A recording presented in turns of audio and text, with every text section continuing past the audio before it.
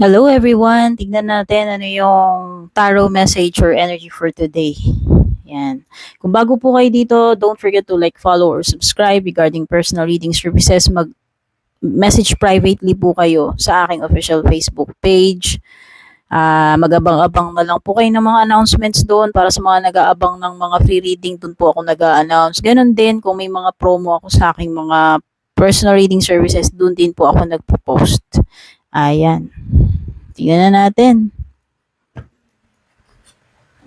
Ito yung iyong tarot message for today. Two of Action. Trust in your ability to make excellent choices. There's opportunity all around you if you just continue to move forward.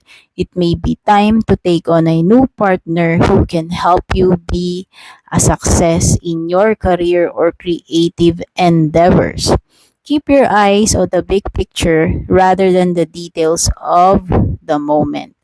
Ito na yung time na ikaw ay mag-move forward. Ayan. So, if you are planning to, kung balak mo ng mga pagbabago sa buhay mo, hindi lang limited sa relationship. Ayan. So, ito na yung time na magpalit ka ng partner, ito na yung time na lumipat ka ng company or kung ano man yung pagbabago na gusto mong gawin sa buhay mo, sa situation mo.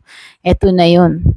This is not a time na maghintay ka, may stuck ka pa dyan, mag-procrastinate, no?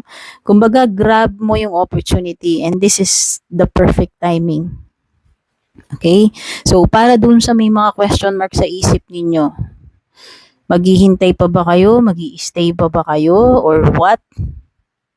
The answer is eto na yung time na kumilos ka na, ito na yung time ng pagbabago, ito na yung time na huwag ka na maghintay, mag-move on ka na, move forward, yun yung mensahe.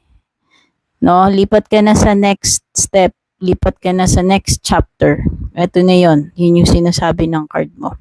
Kasi, there is a high success na there is a high chance, no? What I meant is, there is a high chance na mapupunta ka sa better, sa mas successful, sa happier situation. Relationship man yan or what, kung ano man yan. So, maging open-minded ka. And maging decided ka na dapat ka nang mag-move forward, no, sa next chapter. Okay? So, yun. Ito na yung time na wag ka nang maging fickle-minded, magdalawang isip. Okay? So, this is a time for expanding, for moving on, for making changes.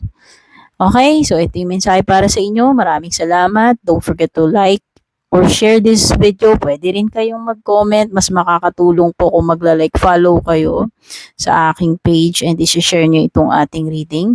Kita-kits sa ating next reading. Take care. God bless.